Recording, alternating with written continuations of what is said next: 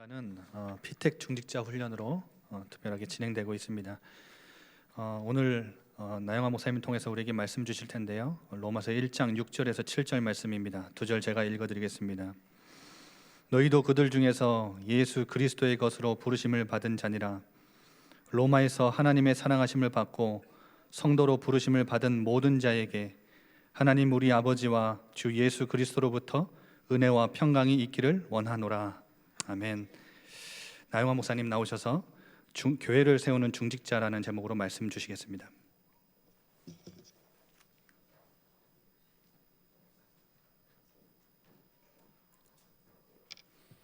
반갑습니다. 앞에는 반갑고 뒤에는 안 반갑고 제가 지금 다락방으로 온 지가 지금 8년째 됩니다. 8년 되는데 여기 와서 아마 하나님께서 제일 복을 많이 베풀어 준 사람을 뽑아라 그러면은 제가 아마 제일 먼저 뽑힐 거예요. 지난 7년 동안에 하나님의 은혜로 제가 책을 몇 권 썼냐면 14권 썼어요. 지난 7년 동안 14권의 책을 썼고, 그리고 또 이제 이 4권의 책은 개정판 또는 8쇄, 3쇄 해가지고 개정판이 4권이 또 나오고 해서 지난 7년 동안에 책이 몇 권 나오느냐 하면 18권이 나왔습니다. 또 이번 이제 3월에 또 5월에 또 나올 책도 있지만 그거 다 합해서 18권이에요. 그 책들을 제가 쓸 때 컴퓨터로 하느냐, 다 손으로 써요. 지금도 저는 손으로 씁니다. 손으로 쓰면은 이번에는 이제 우리 설라영 전도사가 다 타이핑해주고 아니면 신학교 조교가 타이핑해주고 그렇게 해서 저는 손으로 쓰고 나머지는 다른 이제 우리 조교나 전도사들이 타이핑해주고 하거든요. 그럼 여러분들은 어찌해야 되겠어요? 저는 손으로 썼으면 여러분들은 더 열심히 읽어야 되죠. 그래서 이번에 이제 중직자로 피택된 분들을 축하하는 의미에서 제가 서기독 세계관 한 곳씩 선물로 다 교회에서 드려라 하고 드렸습니다. 그러니까 여러분 받으셨어요? 예, 잘 읽으셔야 되는데 이 책은 특히 뒤에 영어가 있습니다. 영어가 있어서 대학생들, 청년들이 읽기에 참 좋게 되어 있고 또 영어권의 사람들이 읽을 수 있게끔 해놓은 겁니다. 이 책이 지금 조그만 책이지만은 너무 귀한지 태국어로 번역이 되고 방글라데시어로 번역이 되고 중국어로 번역이 되고 또 앞으로 일본어로 번역이 될 거예요. 지금 그렇게 여러 나라 말로 번역이 지금 되었기도 하고 책으로 나오기도 하고 그랬습니다. 너무 감사한 일이죠. 제가 오늘 우리 대학 청년부들이 이제 특송을 했는데 지난 80년대 1980년 지금 40년 전에 광주 동명교회 제가 대학부를 맡아서 했어요. 10년 동안 맡아서 할 때에 처음에 학생들이 몇 명 모이느냐 하면 10명도 채 안 됐어요. 10명도 안 됐는데 7년 후에 거의 7, 8년 후에 그 학생들이 몇 명이 됐냐면 300명 출석을 했어요. 300명 출석. 합동교단에서 가장 규모가 큰 대학부가 됐어요. 그럼 그때 그 학생을 어떻게나 길렀느냐, 그걸 염두에 두고 오늘 말씀을 드릴 거예요. 그럼 대학부가 크면은 교회가 자연히 부흥돼요. 그 80년대 초에 광주 동명교회 성도 수는 한 400명 정도 됐어요. 그런데 그 400명 정도 성도였는데 대학부가 300명이니까 생각해 보세요. 그럼 교회가 클 수밖에 없잖아요. 그래서 지금 그 뒤로 동명교회가 3,000명으로 늘어났어요. 그 대학부가 크면서 컸어요. 그래서 대학부를 제가 지도할 때에 우리 청년들 잘 들으면 좋은데 성경도 잘 가르쳤지만은 연애하는 걸 연애를 가르쳤어요. 연애해라. 그래서 여학생들은 3학년 후학기부터는 화장도 하고 연애를 해라. 그렇게 하고 남학생의 경우는 군대 갔다 오면 연애할 자격이 있다 해서 연애하도록 했어요. 연애를 할 때는 공개적으로 해라. 공개적으로. 그리고 목사님의 축복 기도를 받고 해라. 그래서 저한테 축복 기도를 항상 받아야 돼요. 제가 축복기도 해주고 그리고 둘이는 교제한다 그렇게 광고해놓고 교제를 하게 해요. 그리고 연애할 때는 같은 교회 안에서 해라. 멀리 찾지 말고 가까운 찾아라. 오히려 가까운 데가 더 좋은 사람 많다. 그렇게 해서 교회 안에서 연애를 하겠습니다. 그래서 지금 동명교회 안에는요 교회 커플이 많아요. 교회 커플이 굉장히, 그러니까 교회 안에서 건전하게 교제를 하니까 얼마나 좋아요. 그래서 권사님들 장로님들 저한테 중매달라고 얼마나 졸라댔다고요. 제가 본의 아니게 중매를 한 20상 이상 했어요. 주례도 많이 하고. 그런데 그 이제 이 대학부 출신들 중에서 지금 선교사 또는 목사 또는 선교사 부인, 목사 부인으로 세워진 사람들이 한 50명 돼요. 엄청 많아요. 그럼 그 이제 학생들 그때 이제 은혜를 받고 감사해가지고 지금도 저한테 항상 이렇게 연락하고 또 우리 목사님 그래요. 그래서 그 학생들이 미안합니다. 그때 학생들이 제가 70살이 됐을 때, 칠순이 됐을 때에 1박 2일로 대전에 있는 호텔에서 1박 2일로 생일잔치를 했어요. 몇 명만 80명 모여서 했어요. 80명 모여가지고 저는 동맥길 나왔지만 80명 모여서 칠순잔치를 했어요. 1박 2일 호텔에서. 얼마나 멋있어요. 제가 그런 사람이에요. 우리 대학부가 저 앞으로 더 발전해가지고 우리 교회의 중심이 되고 또 세계 선교의 주역들이 됐으면 좋겠습니다. 최근에 여러분 이제 그 여론조사를 한 것이 있는데 그것도 기독교 기관에서 한 것입니다.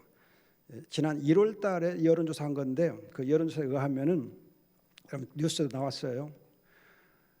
일반 세상 사람들이 지금 개신교, 우리 교회를 얼마큼 신뢰하느냐, 또 교회의 중직자들, 목회자들을 얼마나 신뢰하느냐 할 때에 불신하는 거, 불신 이제 신뢰할 수 없다. 그거가 64%예요. 3분의 2나 되는 사람들이 교회를 신뢰할 수 없다. 교회는 별로다. 그런 여론조사가 있습니다. 너무 안타까운 일이잖아요. 전에 초대 교회에서는 정말 이 세상에서 빛이 되고 소금이 되어서 정말 한국의 사회를 살려냈는데 지금은 교회가 오히려 세상 사람들에게 짐이 되고 부담이 되는 그런 때가 되어서 너무 안타까운데 우리 중직자로 피택된 분들과 또 중직자들이 교회를 세우는 그런 일을 해야 되겠습니다. 그럼 어떻게 우리가 교회를 세울 수 있는가? 교회다운 교회를 어떻게 세울 수 있는가? 여러분들이 이제 우리 박 목사님 통해서 많이 이렇게 배우시고 있어서 감사한데 일단 먼저 여러분들이 교회가 무엇인가부터 알아야 돼. 교회가 무엇인가? 지금 많은 분들이 교회하고 교회당하고 구별을 못해요. 교회와 교회당 구별을 못합니다.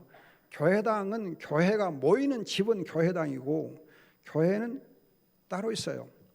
그럼 예를 들면 여러분들이 교회라고 하는 이제 이 팻말을 붙일 때는 교회 저기 담 있는 현관 입구에다 붙일 때는 광주 예일교회하고 밖에다 붙여요. 그런데 교회당 건물에다 현판을 붙일 때에는 광주 예일교회 예배당 또는 교회당 그렇게 붙여요. 무슨 말이냐면 이 건물은 예배당이고 여기에 모이는 사람들을 두고 말할 때는 교회 그래요. 그러면 오늘 이제 본문을 보시면 6절 7절에서 6절에 보면 예수 그리스도의 것으로 부르심을 받았다. 예수 그리스도 것으로 부름 받았다. 그래서 교회는 예수 그리스도에게 속한 자들, 예수 그리스도의 것이 된 자들. 오늘 이제 일부 예배에서 여러분 방목사 말씀하셨듯이 하나님께서 택하시고 부르셔서 너는 내 것이다 한 그 사람들을 두고 교회라 그래요. 교회. 하나님께서 복음을 통해서 부르셔서 그리스도에 속하게 한 자들이 교회입니다. 그래서 그리스도 공동체예요. 그런가 하면 여러분 7절 보시면은 하나님의 사랑하심을 받고 성도로 부르심을 입은 자들 그랬는데, 여기 성도라고 하는 이 단어가 무슨 뜻이냐면은 하나님의 사랑하심을 입은 자들을 두고 성도라 그래요. 성도는 단어 뜻 자체가 여러분들이 이제 성도 그러면 이제 나이 드신 목사님들이 말씀을 보면 뭐 거룩한 무리 그렇게 막 하고 구별된 무리 그렇게 한자로 설명을 하는데, 그건 한자고 본래 히브리어의 경우, 히브리어에서는 구약 성경에서는 어떻게 성도를 정의하느냐 하면 사랑을 입은 자들, 하나님의 사랑을 입은 자들을 두고 성도라 그래요. 그렇기 때문에 교회는 하나님의 사랑하심을 입은 자들의 공동체, 하나님의 가족 공동체, 하나님의 가족으로서 공동체가 바로 교회예요. 하나님의 사랑을 입은 하나님의 가족. 그런가 하면은 또 이제 이 성령께서, 여러분 고린도서 3장 보면, 고린도후서 3장, 고린도전서 3장, 고린도후서 6장, 고린도전서 3장에 보면 성령의 전이라는 말을 쓰면서 성령 공동체, 교회는 성령 공동체, 하나님의 가족, 그리스도 공동체, 성령 공동체가 교회예요. 성부 하나님과 성자 하나님과 성령 하나님과 관련제 볼 때에 하나님의 가족, 그리스도 공동체, 그리고 성령 공동체. 특히 그리스도 공동체의 경우는 여러분들이 사도행전 20장 28절을 보면 그리스도께서 자기 피로 값을 주고 산 이제 교회라 그래요. 그리스도의 피로 값을 주고 산 교회가 바로 이 교회입니다. 이런 여러분들이 교회에 대해서 성부와 성자와 성령 삼위 하나님과 관련지어서 하나님 아버지의 가족이요, 그리스도의 공동체요, 성령 공동체로서 교회를 여러분들이 이해하셔야 돼요. 성부와 성자와 성령이 함께 하시는 것이 바로 교회예요. 따라서 여러분들이 삼위일체 하나님을 알지 못하면은 교회를 알 수가 없어요. 그런데 여러분들이 삼위일체 하나님에 대해서 한 가지 알아둬야 할 것은 뭐냐면은 삼위일체 하나님은 삼위, 성부와 성자와 성령이 한 몸을 이루고 계신다. 한 몸을 이루고 계신다. 그럼 어떻게 한 몸을 이루고 계시느냐? 자기를 다 내어 주심으로 한 몸을 이루면, 다 자기를 다 내어 주심으로, 자기를 다 내어 주어서 한 몸을 이루어요. 성부는 성자에게 자기의 모든 걸 내어 주셔요. 하늘과 땅의 모든 권세를 다 내어 주세요. 성자는 성부 하나님을 위해서 다 내어 주세요. 자기의 몸을 희생제물로 내어 주시면 다 내어 주세요.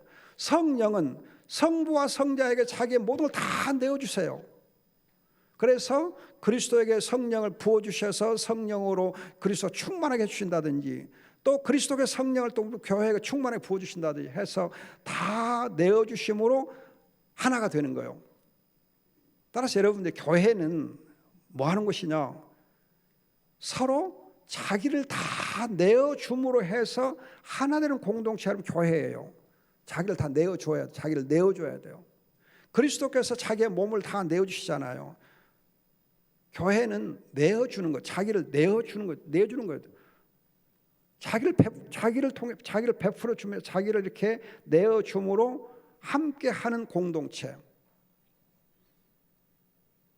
여러분들이 요즘 와서 내가 그 얘기를 누구한테 해주고 있는데, 사랑의 반대말이 무슨 말이냐, 무엇이냐라고 물으면은 대부분 뭐라고 대답하냐면은 뭐라고 대답해요? 무관심으로 대답해요. 무관심으로 대답하는데 그건 틀린 답이에요. 사랑의 여러분 반대말은요, 정욕이에요. 정욕이에요. 사랑은 하나님께 속한 거거든요. 하나님이 사랑이시잖아요. 그럼 사탄 마귀는 뭐냐? 정욕이에요. 정욕. 그래서 여러분들이 갈라디아서 5장 보면은 성령의 열매는 사랑이고, 사탄 마귀 악령들이 주는 육체의 열매는 뭐예요? 정욕이에요. 정욕. 그러면 사랑은 내어주는 거예요. 내어주는 거. 상대방에 내어주어서 잘 되게 해주는 사랑이에요. 또 이제 정욕은 여러분 빼앗는 거예요. 거짓으로 빼앗는 거예요. 빼앗는 게 정욕이에요. 그럼 여러분들 교회에 오셔서 사랑을 여러분 배우고 사랑을 행해야 되잖아요. 그런데 말로는 사랑을 여러분 얘기하면서도 영적 정욕이 여러분 굉장히 강해요. 영적 정욕이. 영적 정욕이란 뭐냐? 하나님을 이용해서 내가 뭔가를 취하려고 하는 게 영적 정욕이에요. 여러분 기도할 때 잘 생각해 보세요. 기도할 때 하나님으로부터 뭔가 받으려고만 하는 것은 영적 정욕이에요. 기도는 여러분들이 하나님을 위해서 우리가 무엇을 구할 것인가를 구해야지 내게 무엇인가를 하나님이 해주시기를 바라는 걸 하면 안 돼요. 내가 하나님을 위해서 찬양을 드리고 영광을 돌리고 하나님을 감사하고 만족하고 하나님을 정말 섬길 때에 하나님이 결과적으로 우리에게 베풀어 주는 거예요. 근데 여러분들 잘 보시면은요, 정욕적으로 하나님을 구하게 되면 복을 받아 하나님이 주셔요. 그럼 그 복 때문에 오히려 하나님께 가까이 가지 않고 하나님을 멀리 떠나요. 왜? 정욕적으로 구해놓으니까 떠나가요. 여러분들이 정말 주의해야 돼요. 영적 정욕처럼 무서운 거 없어요. 한국 교회가 지금 여러분 교회로서의 사명과 기능을 상실한 이유는 영적 정욕 때문에 부패 타락한 거예요. 하나님이 여러분 우리에게 복을 많이 주셨어요. 한국에 어마어마한 복을 많이 주셨어요. 그 복이 하나님으로부터 우리를 멀어지게 만든 거예요. 여러분 개인적으로 생각해 보세요. 여러분 예수를 처음 믿었을 때에 참 어려운 환경 속에서 아니면 어려운 건강 여건 속에서 하나님을 우리가 믿고 그리스도를 영접했을 때에 건강의 복을, 물질의 복을, 어떤 세상에 여러 가지 많은 형통한 복을 주셔요. 그런데 그 복이 발목을 잡아요. 하나님께로부터 멀어지게 만들어요. 하나님께는 우리가 집중하지 못하게 만들어요. 복에다 우리가 마음을 쏟게 만들어요. 복 때문에 거기에 마음을 뺏겨요. 복에다가 하나님께 마음을 드리는 대신에 그렇게 되어 있어요. 그래서 부패 타락한 거예요. 정욕처럼 무서운 거 없어요.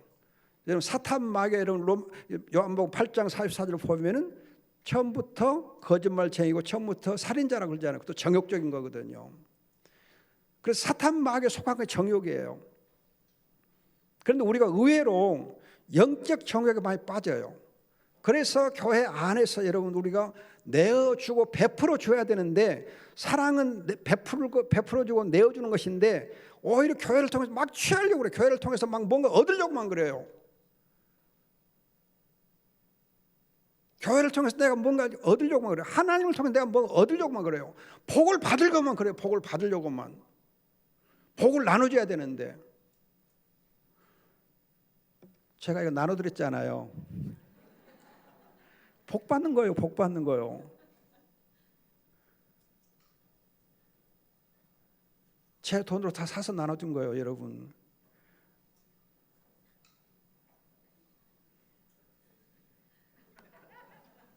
저는 책을 쓰잖아요. 그러면은 원고를 안 받아요. 출판사가 다 어렵기 때문에 원고를 안 받습니다. 안 받고 대신에 책을 사줘요. 사가지고 제가 또 책을 이렇게 많이 나눠줘요. 그래서 감사하게도 이제 그렇게 나눠주다 보니까 책이 잘 팔리잖아요. 웨스민스랑 고백서 여러분들이 읽으셔야 되는데 이 책은 벌써 8쇄가 나와서 8쇄 나오면 엄청 많이 나온 거예요. 잘 팔린 거거든요. 그래서 여러분 꼭 지금 웨스민스랑 고백서에 대한 해설책으로는 이보다 더 좋은 책이 없어요. 엄청 좋아요. 또 이제 웨스민스랑 고백서를 바로 배운다. 이 책도 왜 이 책을 쓰게 됐냐면은 에페고 푹스 대표되는 사장님이 권사님인데 목사님 정말 우리 교회 우리 다락방 중직자들이 웨스민 신앙고백서를 너무 몰라요. 신앙고백서 알지도 못하면서 중직자로 이렇게 세움 받을 때 웨스민 고백서를 믿습니다 하고 뭐 서약한다고 다 거짓말로 서약하고 있어요. 안타까워요. 그러니까 목사님 책 좀 써주세요. 그래서 제가 이 책을 쓴 거예요. 갑자기 썼어요.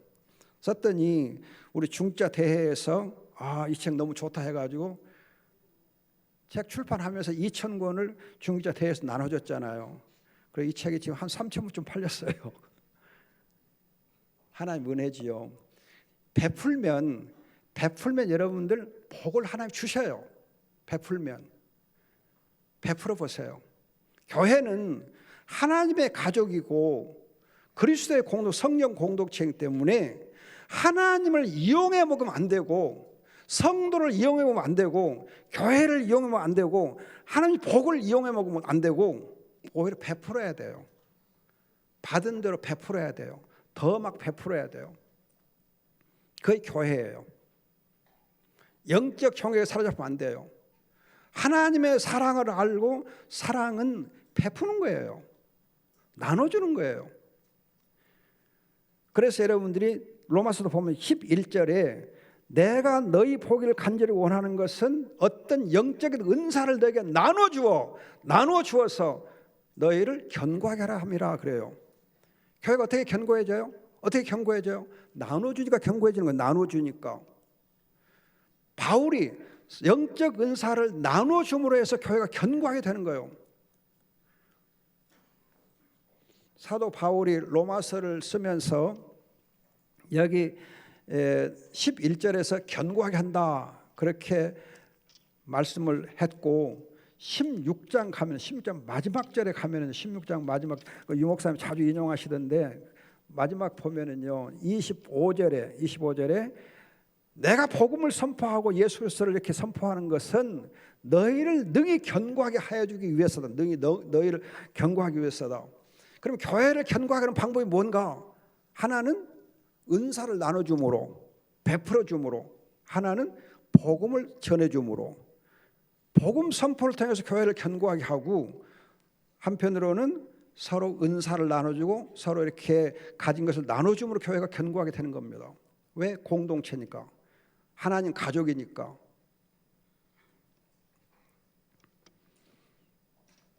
오늘 제가 이 여전대인가요? 한번 잠깐 참석해 봤어요.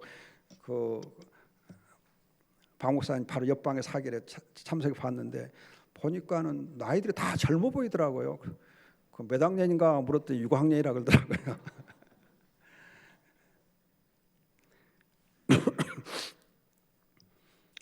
제가 그 여전도에 참석해 보면서 참 감사하다, 너무 귀하다 그래서 생각하면서 참 감사하더라고요.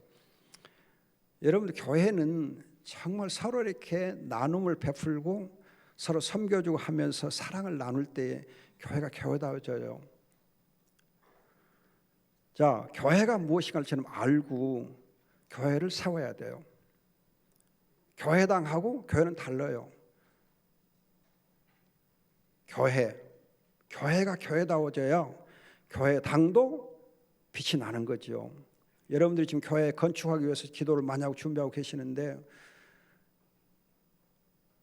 여러분들 지금 우한 이렇게 이 코로나인가 그 때문에 지금 많이들 고생하고 있고 하는데, 왜 우한 지역에서 코로나 바이러스 발생했는가? 거기에 대해서 어떤 분들 선교사들의 이 말에 의하면은 중국의 정부가 우한 지역을 집중적으로 그냥 핍박을 하면서 교회를 십자가를 다 불태워버리고 또 교회를 부르자로 막 파괴하고 거기에 선교사를 다 내쫓고 하면서 교회를 엄청 핍박을 했습니다. 교회를 핍박하면 하나님이 가만 놔두시느냐? 아니에요. 그래서 선교사들의 입장에서 보면은 교회를 핍박하니까 하나님이 우한 지역을 치셨다 하고, 또 이제 이 선교사들 이야기에 의하면은 코로나 바이러스로 인해서 제일 먼저 감염되고 제일 먼저 죽은 사람이 누구냐? 교회 핍박한 사람이었다. 그렇게 소문이 돕니다. 아마 사실일 거예요. 그만큼 여러분, 하나님의 교회를 핍박하면은 하나님 쳐요. 그런데 여러분 주의할 거 있습니다. 왜 그러면 중국 교회가 중국 정부로부터 핍박받을 빌미를 제공했느냐? 무엇 때문에 그렇게 핍박을 받을 빌미를 제공했느냐? 그걸 여러분 생각하셔야 돼요. 그냥 바로 핍박한 거 아니고, 여러분들이 전번에 백운규 목사님 오셔가지고 뭐 이렇게 특강해 주면서 왜 안디옥이냐, 왜 예루살렘을 핍박받고 왜 예루살렘 핍박해서 왜 안디옥 쪽으로 선교의 거점을 옮기게 했느냐? 기억나요? 뭐라고 그랬어요? 예루살렘에 있는 사도들이 예수님이 금방 오신다 하니까 주일날 혹시 오시면 어쩔까 하고 주일 예배에 드릴 수 있는 데서 멀리 떨어지지 않은 곳, 그러니까 예루살렘에 곧 오실 것 같다. 또 주일날 오면은 예배 드리다도 얼른 가서 만나야 되니까 예루살렘 안 떠나려고 했다. 그렇게 백 목사님 얘기했잖아요. 기억나요? 예. 다른 이유가 또 있어요. 그것도 이유가 있는데, 다른 이유는 뭐냐 하면은, 여러분 이제 그 예루살렘의 교회는 히브리어가 중심이 되는 히브리어권이에요. 그런데 이제 세계 복음화를 이루려면 헬라권을 공략해야 돼. 헬라권을 공략해야 돼요. 그 당시 지중해가 전부 헬라어로 통일되어 있는 세계였기 때문에 헬라권으로 가려고 하면은 예루살렘 떠나야 돼요. 그리고 헬라권 하는데 가장 중요한 교두보 역할을 할 수 있는 것이 안디옥이었어요. 그래서 세계 선교의 거점으로 안디옥을 하나님께서 택하셔서 그곳으로 이렇게 방향을 바꿔 주십니다. 그리고 나서 안디옥에서 나중에는 빌립보, 에베소 그렇게 하고 그다음 로마로 이렇게 가거든요. 이게 하나님께서 어떤 전략적인 이제 선교의 흐름을 위해서 안디옥을 택해 주십니다.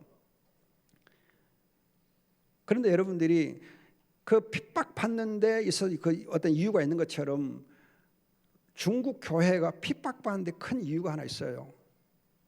제가 보기에는 한국 교회에서 잘못 배운 것이 잘못 배운 거 있어요. 한국 교회에서 잘못 배운 거 있어요. 뭘 잘못 배웠느냐? 대형 교회 당을 짓는 것이 그것이 성공한 목회다, 성공한 교회다, 교회다운 교회다, 그렇게 오해를 하는 거예요. 그래서 중국 교회가 10,000명 들어가는 교회를 지은 거예요. 10,000명 들어가는 교회를, 큰 교회당을 짓기 시작한 거예요. 몇천 명 들어가는 교회를 짓기 시작한 거예요. 교회당 건물 크게 막 지으면서 교회를 이렇게 한 교회로 막 불러 모은 거예요.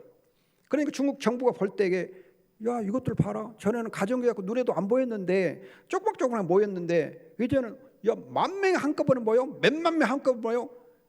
이 세력이 커지면은 자기 공산당 체제에 위협이 되잖아요. 그러면 이것들이 크기 전에 빨리 싹둑 잘라야 된다 해서 교회를 핍박한 거예요. 그래서 지금 대형 교회 중심으로 목회자를 전부 구금하고 이렇게 구속하고 한 거예요. 큰 교회 중심으로 핍박을 하기 시작했는데 그러다 보니까 이제 우한 쪽이 핍박을 더 많이 받은 것 같습니다. 아무튼 여러분들이 보면은 교회는 하나님의 가족, 그리스도 공동체, 성령 공동체로서 서로 은사를 나눠주고 서로 가진 걸 베풀어주고 하면서 서로 잘 되게 해주는 공동체가 교회예요. 그래야 서로 견고하게 됩니다. 교회가 튼튼하게 되어져요. 그런데 이 공동체를 파괴하는 가장 중요한 요인이 뭐냐? 영적 정욕이에요. 영적 정욕. 하나님 주신 복을 자기를 위해 쓰는 거예요. 하나님 주신 복을 자기를 위해 쓰다 보니까 정욕에 빠지는 거예요. 하나님 주신 복을 하나님을 위해서, 하나님의 나라를 위해서, 이웃을 위해서 사용할 때에 그 복이 사랑이 되는 거예요. 여러분 정말 그걸 잘 하셔야 돼요. 아까 제2 여전대 보니까 이렇게 나눠주기를 좋아하고 그러더라고요. 막 베풀기를 하고 뭐 미자립교회를 어떻게 도울 것인가, 선교사를 위해서 뭘 적금을 어떻게 들 것인가 그러더라고요. 그래서 제가 박수를 은근히 쳐주면서 그 회개되는 권사님한테 권사님 일하려면 이제 더 열심히 잘해야 되는데 회비를 잘 걷어야 됩니다. 그래서 회비 봉투를 찾아다니면서 주시오. 그리고 그냥 2개월치, 3개월치를 막 한꺼번에 걷으시오. 협조하십시오. 회비 내라 그러면 얼른 협조를 하셔야 돼요. 제가 섬겼던 그 오치 예안교회 경우는요, 제가 예전에 그 회계한테 그래요. 야, 가서 얼른 걷어. 야, 탈락 그래. 얼른 탈락 그래. 제가 막 그렇게 코치를 해줘요. 그래서 예전에 돈이 많아요. 그런데 여러분들 보면 이런 거 있더라고요. 회비를 낸 사람들은 예전에 원래 참석을 해요. 회비를 내면 참석해요. 회비를 안 낸 사람 미안해서 참석 안 해요. 그러니까 여러분들이 회비를 가서 걷어. 봉투 주고 얼른 내. 그래서 내. 그러면 다 내요. 여러분들이 그렇게 해서 서로 함께 힘을 모아서 좋은 일 많이 하세요. 여전들 축복합니다. 남자들 축복합니다. 그럼 여러분 교회다운 교회는 어떤 교회인가 하면 첫째로 복음의 실체가 있는 교회, 복음의 실체가 있는 교회. 이 말 주의하셔야 돼요. 복음이 있는 교회하고 복음의 실체가 있는 교회는 다릅니다. 다시 말하면 지식으로서 이 말뿐으로 교회를 복음을 아는 것하고 그 복음을 손과 발로 몸으로 실천하는 거 달라요. 복음을 여러분들이 말로만 아는 건 소용없어요. 복음을 머리로만 아는 소용없어요. 복음을 입으로만 전하면 소용없어요. 복음을 내 몸으로 실천하는 것이 복음의 실체가 있는 교회예요. 지금 한국 교회의 약점이 뭐냐? 복음은 있는데 복음의 실체가 없으니까 복음 자체가 안 보이는 거예요. 실체가 없으니까 복음을 얘기해도 그 복음이 복음으로 안 드러나는 거예요. 이게 가장 큰 문제예요. 한국에 신학이 없거든요. 여러분 한국 교회 지금 신학이 엄청 발전됐어요. 그런데 왜 신학이 한국 교회를 튼튼하게 못 세워주느냐? 신학이 지식으로 끝나고 있으니까 그래요. 지식으로 끝나니까. 신학 교수들이 지식적으로는 굉장히 잘 가르쳐요. 그런데 이 신학이 전도 현장에 그대로 적용이 되고 이 신학이 우리의 삶의 현장에 적용이 되게 하고 이 신학이 교회를 세워주는 그런 이제 능력과 지혜로 사용되도록 가르쳐줘야 돼요. 그런데 그렇게 가르치려면 신학 교수가 먼저 교회에서 전도 현장에서 신학 교수가 뛰어야 돼요. 자기가 먼저 신학을 해야 돼요. 신학을 자기가 행동해야 돼. 신학을 자기가 실천해봐야 돼. 몸으로 신학을 한번 해봐야 돼. 그리고 신학을 가르쳐야 돼요. 그런데 입으로만 가르쳐요. 신학을 한 번도 살아보지 않았어요. 신학을 몸으로 행해보지 않고 신학을 가르치니까 안 되는 거예요. 우리 박 목사님은 신학을 이제 열심히 몸으로 사니까 여러분 가르쳐도 복음이 이렇게 실체가 있게 되거든요. 저는 사실 77년부터 교수를 해와서 77년부터 교수를 했거든요. 교수를 해오면서 본래 저는 풀타임 교수. 그래서 학교에서 월급을 받고 교회에서는 월급 안 받아요. 저는 본래 처음부터 신학 교수로 제가 초빙을 받고 시작했어요. 77년부터 32살 때. 지금 교수를 몇 년 했게요? 40 몇 년 했어요. 풀타임 교수를 지금까지 쭉 해왔어요. 그런데 교수하면서 하나님의 은혜로 저는 목회를 계속 해왔어요. 아까 말했듯이 광주 동명교회에서 협동 목사이면서도 대학부 전담으로 대학부를 그때 다 제가 책임지고 운영을 했어요. 교회를 운영하다시피 그 대학부를 300명이 되는 대학부 학생들 지도했으니까 여러분 하나의 교회잖아요. 그 목회 경험 굉장히 저한테 중요했어요.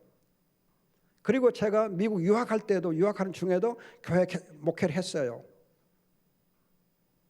그리고 90년 때부터는 교회를 개척 설립하고 교회 예배당도 짓고 했어요. 그렇게 교회를 2개를 설립하고 짓고 또 부목사를 내보내면서 교회를 또 세워주고 그렇게 했어요. 목회를 했어요.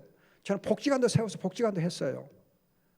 또 선교단체를 제가 이사장도 하고 선교단체를 이렇게 세우기도 하고 선교단체를 지금까지 계속 섬겨왔어요.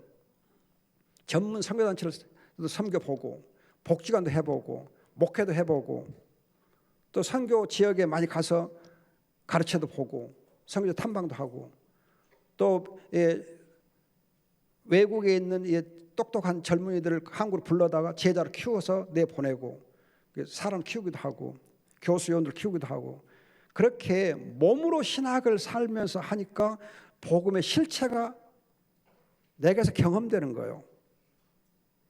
여러분들이 복음의 실체가 있는 교회가 돼야 돼요. 복음을 살아야 돼요. 복음을 전하기만 하면 안 돼요. 복음을 내가 살고 복음을 전해야 돼. 살아보도 않고 복음을 전하면 그 복음이 무슨 그래서 여러분 사도 바울이 그러잖아요. 내가 말로만 복음을 전한 거 아니고 능력으로 삶을 통해 복음을 전한다 그러잖아요. 그래서 복음은 하나님의 지혜와 하나님의 능력이다 그러잖아요. 왜? 삶을 통해서 실천돼야 되니까. 여러분 1960년대 여러분 이제 이 교회가 한국 교회가 굉장히 세상에 좋은 영향을 미치면서 교회가 크게 부흥하게 됐었습니다. 60년대에 그때 이제 뭐 5.18 아니 5.16도 있고 뭐 했었지만은 하여튼 구사 정권이었지만은 아무튼 그때 교회가 굉장히 발전했어요. 부흥했어요. 그런데 그때 여러분 그 교회를 밑바닥에서 떠받쳐주는 하나의 운동이 있었어요. 그 운동이 뭐냐면은 김용기 장로란 분의 가남 농군학교에서 가남 농군학교 아마 나이 드시면 좀 알 거예요. 가남 농군학교 그 가남 농군학교에서 근면 검소 협동의 그런 운동을 벌였어요. 그러면서 그 운동에 사회적으로 영향을 미치고 특히 군대 안에서 이 가남 농군학교 운동이 벌려졌고 군인들이 그 학교 가서 막 훈련을 받고 그랬어요. 땅을 사랑하는 운동이었거든요. 그렇게 해서 근면 검소 협동이라는 가난 농군학교의 그 이제 어떻게 보면 새마음 운동 그것이 한국 교회를 교회로 세워줬어요. 복음을 실천했어요. 복음을 실천하는 교회였어요. 그렇기 때문에 교회가 세상 사람들로부터 그 이제 박정희 정권 때에 올 교회가 대안이 되고 교회 사람들이 와서 아 정말 여기에 하나님 나라가 있다 보게 된 거예요. 근데 지금 여러분 농군학교 흐지부지 되어 있거든요. 물론 지금 맥은 있고 있는데 한국 교회가 거기에 대해서 별로 관심이 없어요. 여러분 우리가 제가 처음에 얘기했듯이 영적 정욕 얘기했는데 교회가 정말 복음으로 십자가를 지고 살고 자기를 부인하며 사는 그런 검소한 삶을 살지 아니하면 말로 복음을 전해서 소용없어요. 여러분들이 우리 이제 서울 예언교회 정은주 목사 그 와서 특강하면서 말씀하시던데 God, G-O-D, God 플러스 O, 영 하면은 뭐냐? G-O-D, God 플러스 O 하면 뭐가 되겠어요? Good이 돼, good, 복이 돼, good. 하나님에다가 영을 보태면은 good이 돼요. 그럼 뭐냐면은 영은 오직이에요. 오직 하나님이면 즉 하나님으로 만족하면 오직 하나님 만족하면 모든 것이 형통하고 복이 돼요. 그런데 good 좋다고 하는 good에서 God, G-O-D 하나를 빼면 뭐가 남아요? 영만 남어, nothing만 남어. 그래서 하나님이 없으면 아무리 좋은 것도 모든 하나님 주신 복도 그 복에서 하나님을 빼버리면 하나님 없으면 nothing 아무것도 안 돼요. 여러분들이 하나님 때문에 복을 받았어요. 근데 그 복을 받았는데 그 복 때문에 하나님을 잃었어. 놓쳤어요. 그러면 사실은 nothing 다 잃어요. 하나님만 복은 아무것도 아니에요. 그래서 여러분들 골로새서 3장 11절 보면은 예수님이 모든 것, Jesus is all, 예수님이 모든 것이다. 그래서 이 구절을 가지고 미국의 차비제라는 그 목사님이 예수님이 모든 것이다. Jesus is everything 그렇게 설교한 것이 있어요. 여러분 그래요. 우리가 복음에 실천하는 교회가 뭐냐? 하나님으로 만족하는 거예요. 그리스도로 만족하는 거예요. 성령으로 만족하는 거예요. 오직 그리스도이면 오케이. 오직 하나님이면 오케이. 오직 성령이면 다 돼. 이렇게 충분해 하면 되는 거예요. 여러분 제가 제 얘기를 해서 좀 그러는데 7년 전에 제가 이렇게 다락방에 RTS 레몬 신학교로 와서 석좌교수를 할 때요. 저는 이제 은퇴한 교수이기 때문에 은퇴한 사람은 사례비를 제대로 받으면 안 돼요. 그러니까 풀로 사례비를 받으면 안 되고 은퇴했으니까 그냥 명목상만 받으면 돼요. 그래서 제가 유 목사님한테 그랬어요. 목사님 사례비 때문에 저를 석좌교수로 이렇게 청빙하는 것을 염려하지 마시오. 아들들 다 장가 보냈고 딸 다 장가 보냈고 결혼도 했고 마누라하고 둘이만 살고 지금은 또 감사한 거예요. 여러분 나이 드신 분 알지만 친구들이 다 부모들이 다 돌아가셨잖아요. 또 친구들 다 자녀들 다 결혼했잖아요. 그러니까 부의금 낼 것이 없고 축의금 할 것이 없어요. 뭐 교회에서만 좀 하면 되는데 교회는 교회에서 알아서 하니까 제가 따로 이렇게 조의금, 축의금 할 이유가 별로 없어요. 지금은 용돈 별로 안 필요해요. 그러니까 여러분들 책 사드려도 제가 괜찮아요. 그냥 하나님을 만족하니까. 저는 알테소 강의하는 것만으로도 감사하니까. 여러분 제가 예일교회 지금 금년에 이렇게 오전 예배 참석하고 있는데 여기 참석하는 것만으로 저는 만족해요. 감사해요. 여러분들이 저를 어떻게 보든 관계없어요. 저는 여기 참석하고 여러분 박 목사님 설교 들으면서 은혜 받고 또 여러분들 얘기 나누고 여러분들하고 이렇게 교제하는 것으로 저는 만족하고 감사해요. 더 이상 여러분들 바라는 거 없어요. 가끔 여러분 섬겨주면 좋아요. 여러분 중에 눈에 띄는 사람 있으면 가서 상담도 해주고 기도도 해주고 하면 그것으로 저는 만족해요. 여러분들이 언제든지 저한테 제 전화번호를 아시면은 알아가지고 전화하면 돼요. 혹시 성경 읽다가 뭐 궁금하거나 뭐 박 목사님한테 박 목사 하도 바쁜 양반이니까 전화 한가하거든요. 그러니까 여러분들이 전화를 물어보세요. 그럼 뭐든 제가 대답 다 해줘요. 울산에서 마산에서 수원에서 밤 10시에 전화 온 사람도 있어요. 특히 여자 권사님들이. 그래서 제가 다 받아줍니다. 어떤 집사님 한 분은 정말 자주 전화를 해오고 그냥 전화를 하루에도 몇 차례 해오는 집사님도 있어요. 하여튼 하나하나 다 물어보는 집사 있어요. 그럼 제가 기쁨으로 잘 가르쳐 줍니다. 그렇게 해서 그 집사님이 하고 있는 그가 뭐냐면은 여러분 언약의 책이라고 어린이용 그 뭐 이렇게 성경 동화책 있죠. 그걸 제가 총 감수하고 있어요. 그 책을 쓰는 그 집사님이 하나하나 그림 하나하나까지 저한테 물어봐요. 목사님 이렇게 하면 돼요? 또 말은 어떻게 하면 돼요? 제가 잘 가르쳐주고 있습니다. 지금도 전화해와요. 또 뭘 계획하고 있더라고요. 아무튼 여러분들이 거듭 말씀드리지만 예수님의 모든 것 하나님이면 오케이 만족. 그게 복음을 실천하는 교회예요.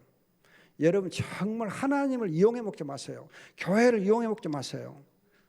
다른 사람을 이용해 먹지 마세요. 복음을 이용해 먹지 마세요. 그건 영적 정욕이에요. 자, 두 번째 여러분 교회다운 교회는 선교하는 교회. 여러분 지금 선교하는 교회, 여러분 다 우리 교회는 선교하는 교회입니다. 그런데 선교하는 교회는 어떤 교회를 해야 하느냐? 선교의 흐름을 알고 하는 교회, 선교 흐름을 알고 교회를 해야 돼요. 선교의 흐름을 알고 선교를 해야지 선교의 흐름도 모르고 하면 안 돼요. 여러분 사도행전 보면 선교의 흐름이 있어요. 어떻게 흘러가느냐? 여러분 선교는 성령에서 되어지는 건데 성령의 바람이 불어가는 방향 서쪽으로 불어가요. 서쪽으로 불어가면 여러분 동쪽으로 불어가는 법 없어요. 교회 역사를 보면 항상 서쪽으로 해서 선교 이 성령의 흐름이 있고 선교의 역사가 이루어져요. 예루살렘에서 시작된 이 선교가 서쪽으로 해서 안디옥 거기서 서쪽으로 해가지고 이제 지중해를 건너서 이제 에베소, 고린도 그다음 로마로 가요. 근데 로마로 갔을 때에 안타깝게도 사도 바울은 그 로마 교회가 자기를 스페인으로 땅끝에 보내주기를 기대했어요. 로마서 15장 보면 있어요. 그러나 어떤 영문이었든지 사도 바울이 이제 고개 갇히기도 하고 그런 것도 있었지만 아무튼 사도 바울이 로마에서 주저앉고 스페인은 못 갔어요. 가서 선교를 제대로 못했어요. 안 했어요. 그러면 바울 대신에 누구를 보내서 스페인으로 보내서 선교를 했으면 좋을 텐데 안 했어요. 그래서 여러분 어거스틴이 죽은 후로 중세 교회가 7년 동안 선교를 안 했어요. 로마에 주저앉아갖고 로마 교황청에서 그냥 그렇게 살았어요. 선교하지 않는 교회니까 중세 교회가 부패 타락한 거거든요. 선교의 흐름을 막았거든요. 로마에서 딱 선교의 바람이 멈추게 만들었거든요. 그러다가 여러분이 이제 루터와 칼빈을 통해서 종교개혁이 이루어지면서 청교도를 통해 가지고 청교도들이 이제 또 거기서 핍박을 받고 쭉 하면서 이 대상을 건너고 해가지고 미국으로 건너가고 미국서 이제 또 미국이 서쪽으로 이렇게 이동하고 거기서 이제 태평양을 건너 가지고 일본 오고 일본 건너서 한국 오고 한국 건너서 중국 오고 중국 건너서 이제 다시 서쪽으로 가거든요. 그럼 여러분들이 여기서 하나 주의할 거 있어요. 언더우드 등 이렇게 미국의 선교사님들이 한국으로 오실 때에 일본에서 먼저 복음을 가지고 일본에 왔고, 그리고 일본에서 같이 선교사들과 합세해서 거기서 같이 이렇게 힘을 모아가지고 한국으로 오고, 한국에서 이제 힘을 모아가지고 선교사님들이 또 한국 교회를 통해서 중국으로 선교사를 보내고 해서 중국 선교를 하고 있거든요. 그래서 일본이 어떻게 보면은 이런 복음의 흐름과 관련해서 선교를 위한 하나의 대문, 게이트 역할을 한다고 하면은 한국은 브릿지 역할을 다리 역할을 해요. 그리고 이제 이 중국은 예루살렘을 가는 길 역할, 로드 역할을 해요. 그래서 게이트, 브릿지, 로드 역할을 해요. 이런 선교의 어떤 흐름이 있어요. 전략적 하나님의 방침이 있어요. 그러면 여러분들이 지금 선교를 하려면 주의할 거가 중국 선교를 할 것이냐, 선교 중국을 할 것이냐, 일본 선교를 할 것이냐, 선교 일본을 할 것이냐. 말이 좀 뭔 말인지 알겠어요? 중국을 선교로 대상으로 삼고 선교할 것인가, 중국이 선교하는 주체가 되도록 그렇게 도와줄 것인가. 그건 중국 선교, 중국을 선교하는 그런 것이고 선교 대상으로 삼는 거고, 선교 중국은 선교하는 중국이에요. 그래서 우리가 선교를 하려면 선교 중국, 선교하는 중국이 되게 해야 돼요. 그 사람들이 선교사를 배출하고 선교사를 훈련시키고 선교사를 배출할 수 있도록 해줘야 돼요. 여러분, 중국은 국경 지역에 16개 이슬람권을 끼고 있어요. 이슬람 선교를 가장 하기 좋은 땅이 일본이에요. 중국이에요. 그래서 우리가 중국과 함께 이슬람 선교를 하게 되면 이슬람 선교를 통해서 예루살렘으로 이렇게 뻗어 나가게 돼 있거든요. 그렇게 되면은 이제 선교 한국, 선교 일본, 선교 중국 서로 셋이 합하면 세계 복음은 쉽게 이루어져요. 지금 여러분, 일본과 중국과 한국이 가지는 위상이 엄청나게 크잖아요. 지금 세계적으로 엄청나게 힘을 갖고 있거든요. 이 세 나라의 교회가 선교를 위해서 함께 똘똘 뭉치면 세계 선교는 되어져요. 그런데 한국 교회가 일본을 선교의 대상으로 계속 삼고 있고 중국을 선교의 대상으로 삼고 있으면은 안 돼요. 세계 선교 못 이루어요. 그렇기 때문에 여러분들이 선교하는 교회가 되려면은 우리만 선교하는 교회가 아니라 일본도 선교하는 교회, 중국도 선교하는 교회가 되도록 우리가 도와줘야 돼요. 그리고 함께 선교를 해야 돼요. 그래서 중국을 항상 선교하는 대상으로 삼고 있으면 안 돼요. 내가 너희들을 복음으로 선교할 거야. 그것은 이제 빨리 벗어버리고 너희도 선교하는 중국이 되어라 해줘야 돼요. 선교사를 키워줘야 돼요. 선교사를 배출해줘야 돼요. 선교할 그럼 해줘야 돼요. 그러면 여러분 이제 이 선교하는 교회로서 하나님께서 든든하게 세워줄 줄 믿습니다. 여러분, 한국의 이 선교 역사를 보면요, 주의할 거가 한국의 선교는 광주를 중심으로 선교가 이루어서 광주를 중심으로, 그걸 여러분 기억하셔야 돼요. 예일교회가 왜 중요하냐? 우리 박성기 목사가 중요하기도 하지만은 왜 예일교회 자체가 중요하냐? 광주를 하나님이 한국 선교, 한국의 교회를 세울 때에, 한국의 교회를 세우고 복음을 이렇게 심어 놓으실 때에 광주를 중심으로 해서 한국의 선교 역사를 이루신 거예요. 광주를 중심으로. 그 말이 뭔 말인지 여러분 잘 모르지요. 광주가 왜 한국 교회 역사 중요한지. 여러분, 최초로 들어온 선교사가 언더우드 아펜셀러인데 이 언더우드 아펜셀러가 한국에 올 수 있도록 초청한 사람이 누구냐 하면 이수정 씨라는 분이, 이수정 씨예요. 근데 이수정 씨라는 분이 누구냐 하면 옥과 출신. 광주 사람. 여러분, 한국 사람으로서 이제 정말 선교에 눈이 뜨고 선교사를 초청하면서 그 선교에 계기를 마련한 사람이 바로 광주 사람이에요. 광주 사람 이수정 씨. 그 생각 지금도 옥과에 있어요. 옥과에 전남 과학대학 거기가 바로 그분의 생가예요. 그래서 그 과학대학의 이사장 하시는 장로님이 그 이수정 선생님의 신앙의 대를 이어서 내가 복음운동을 해야 되겠다 하고 거기 전남 과학대학을 세웠고 그분이 남부대학교도 세웠어요. 그래서 남부대학교는 여러분 크리스천 학교 아닌데도 불구하고 그 장로님이 모든 행사를 할 때에 기도로 해요. 예배를 중심으로 해요. 남부대학이 참 좋은 대학이에요. 그 설립자예요. 노인 양반인데 엄청 기도하고 엄청 말씀 중심으로 하면서 하신다고 하더라고요. 그런데 그분이 바로 이수정 선생님의 생가에서 그분의 신앙의 대를 이어가고 있어요. 그럼 여러분 이 이수정 씨가 어떻게 그럼 선교의 흐름을 이어가는가 하면은 이분이 여러분 보성 사람인 서재필 씨를 미국으로 유학 보내서 거기서 크리스찬으로서 귀하게 잘 자라게 해줘요. 서재필 씨 키운 사람이 누구냐? 이수정 씨예요. 전라도 사람 서재필 독립운동가. 그분이 있어서 독립운동이 잘 된 거거든요. 대단한 분이거든요. 그 대단한 사람을 키운 사람이 이수정 씨예요. 이수정 씨가 일본에 있으면서 그분이 글씨를 잘 써요. 그래서 글씨를 써가지고 거기서 모금도 해가지고 이 서재필 씨를 미국 유학을 보내요. 야, 너 가서 우리 선교사 한번 불러갖고 되겠냐? 네가 가서 미국 가서 선교를 배워라, 복음을 배워라. 그래가지고 한국을 선교하는 나라로 세우라. 그렇게 한 거예요. 자,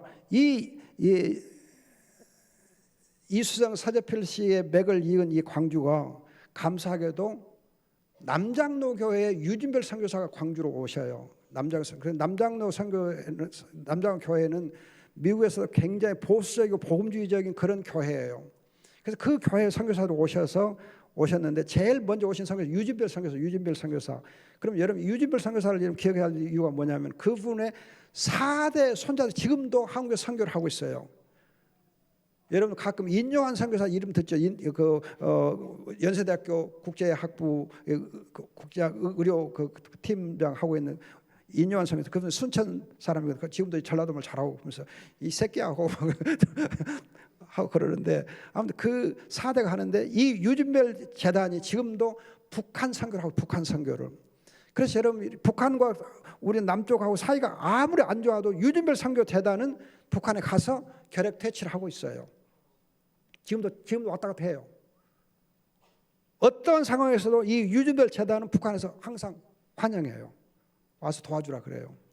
마음껏 해라 그래요. 자, 이렇게 유진별 선교사님의 후대들이 지금도 계속 북한 선교를 하고 있다고 하는 것은 광주가 지금도 통일 한국을 위해서 북한 선교를 귀하게 쓰임받고 있는 거예요. 그런데 이 유진별 선교사님 때에 같이 선교사 활동했던 분 중에 아주 중요한 분이 서서평 여자 선교사. 이분이 간호사 선교사거든요. 이 서서평 선교사는 왜 중요하냐 하면은요. 이분이 한국 오셔가지고 광주 오셔가지고 보니까 그 당시에는 여자들의 이름이 없는 거예요. 누구 애미 그런다. 누구 때 그런다. 그렇게 하지 이름이 없었어요. 참 여자가 자기 존재 가치가 없는 거예요. 이름이 없으니까. 그래서 이 서서평 선교사가 여자들에게 이름을 지어줘요. 이름 지어줘요. 하느님 처음부터 이름을 지어줘. 이름을 써야 되잖아요. 이름을 쓸 줄 알아야 돼. 그래서 한글을 가르쳐요. 한글 가르친 김에 성경도 배워라. 그래서 성경을 가르쳐줘요.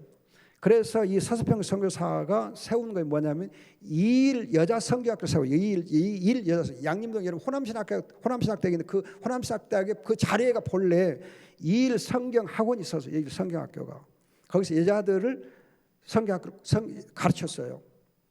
그리고 그 옆에 스피아여고를 세우고 했어요. 그래서 여자 지도자를 키우는 일을 서서평 씨가 시작한 거예요. 그러면서 이분이 교회 보니까는 여자 성도들은 이제 수가 좀 많아지는데 여자들이 교회에서 하는 일이 없어요. 예배만 참석하고 말어. 그래서 이 서서평 선교사님이 이거 안 되겠다. 여자들이 할 일이 뭐냐? 여전대회를 만든 거예요. 여전대회를. 그래서 여러분 지금 우리 전국 여전대에 있는 여전대회를 처음에 광주 시작해요. 그래서 이 여전대를 만들어 가지고 여자 권사도 세우고 여자 집사도 세우고 해서 교회가 힘을 얻게 만든 거예요. 부흥하게 하는데 결정 역할을 해요. 이름 지어주고 항을 가르쳐주고 성경 가르쳐주고 여전대 만들어 가지고 한 거예요. 그래서 이제 광주가 여러분 선교의 거점을 한 거예요. 거점 역할을 활력소된 거예요. 그런데다가 이제 이 서서평 선교사님하고 같이 오빠 동생 했던 사람이 있는데 그 최흥종 목사님이라고 광주 최초의 목사님 되신 분이 있는데 이 최흥종 목사님이 사실은 이제 서서평 선교사랑 이제 그 당시 이제 의사 선교사랑 함께 문둥병 퇴치하는 이러고 결핵 퇴치 운동을 했던 분이 최흥종 목사예요. 그리고 3.1 운동을 했던 분이에요. 최흥종 목사님이 대단한. 하여튼 이 문둥이와 결핵 환자들과 거지들의 아버지 역할하는 사람이 최흥종 목사입니다. 이 최흥종 목사님이 소록도를 개척했고 또 여수 애양호를 만든 거예요. 그리고 이제 그렇게 만들어 놓으니까 손양호 목사가 오고 그런 거죠.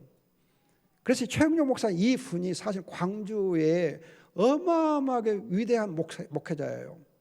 이 러시아 선교도 하고 그래요. 선교적인 그런 활동을 했던 분이에요. 이 최흥종 목사님에 의해서 여러분 여수 애양을 세우고 거기서 이제 나 환자들 치료가 되고 나 환자들 신앙으로 그냥 막 뜨거워지니까 거기에 여러분 경성 대학교 옛날 서울대학교 전신 경성대학의 법학과를 다니다가 문둥병에 걸려서 예양을 온 분이 있어요. 양재평 장로란 분이 있어요. 그분은 굉장히 천재였어요.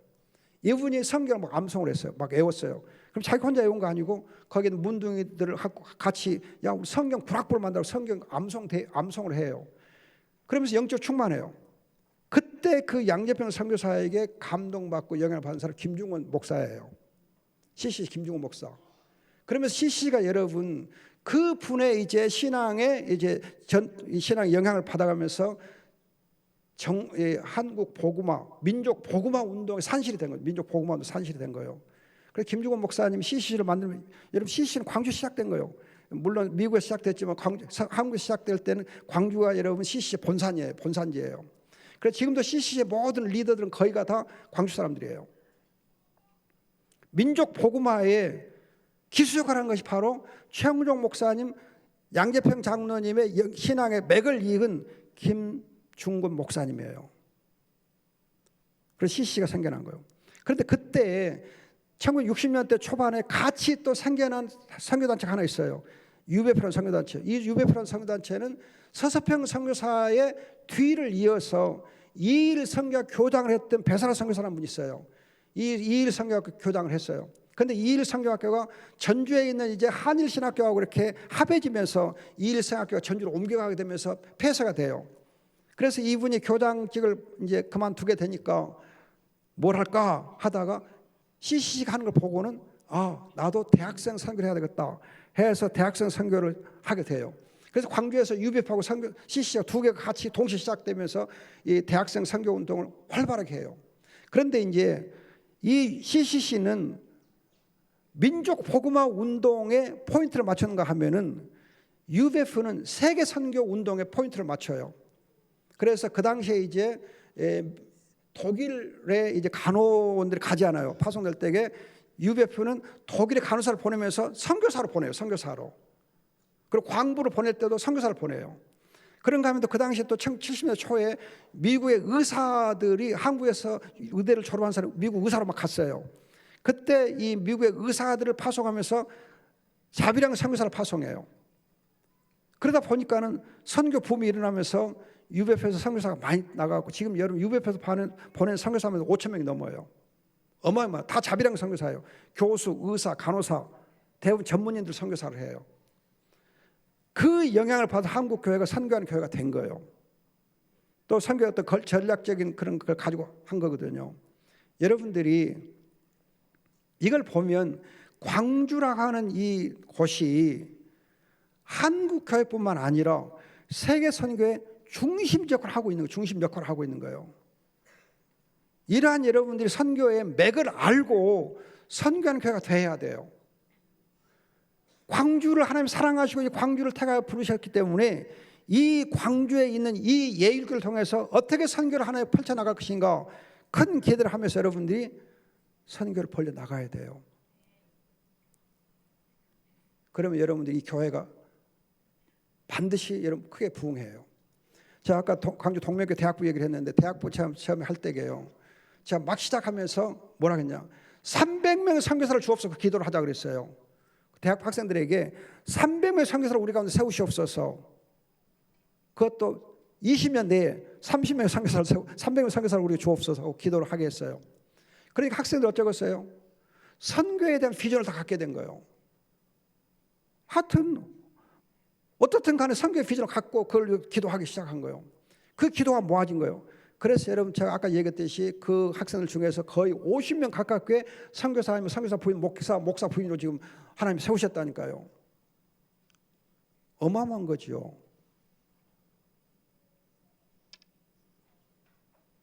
그리고 그 동명교회가 엄청나게 부흥해 버린 거예요.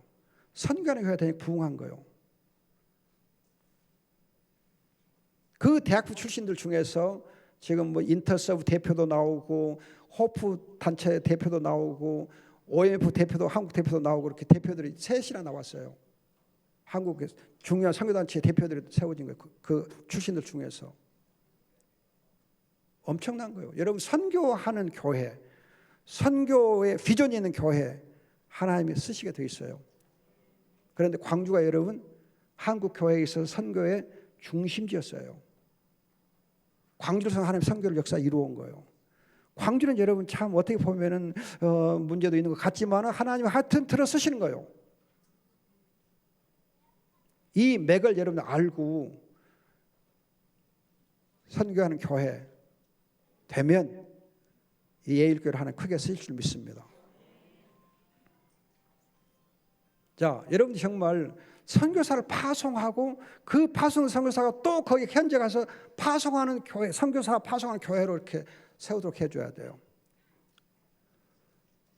여러분 제가 2000년도에 이 오치 예안교회를 지금 개척 설립한 일이 있는데 그때 설립하면서 2년 동안에 5가정을 선교사 파송했어요. 교인 50명, 교인 50명이면서 5명의 선교사를 파송했어요. 단독으로 후원자를 개발해 주면서 교회 예산은 그렇게 많이 들지 않으면서도 5가지 선교사 파송할 수 있는 일이 있어요. 지금도 그 선교사를 지금 계속 관계 갖고 우리가 후원해 주고 있어요. 여러분 정말 선교하는 교회여야 교회당 교회로 돼요. 여러분 지금 우리 예일교회 협력 선교사 말고 단독 선교사 파송 말고 단독 선교사. 이 교회가 주파성 교회로서 선교사를 파송하는 선교사가 많아야 돼요. 그렇게 해서 그 선교사가 선교지에서 또 선교하는 선교사, 또 선교하는 교회를 만들어야 돼요.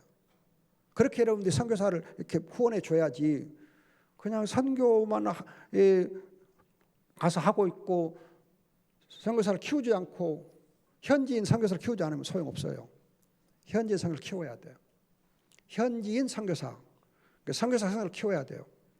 자, 그 다음에 이제 시간이 많이 가네요. 오늘 특강이잖아요. 시간 관계없이 하라겠거든요.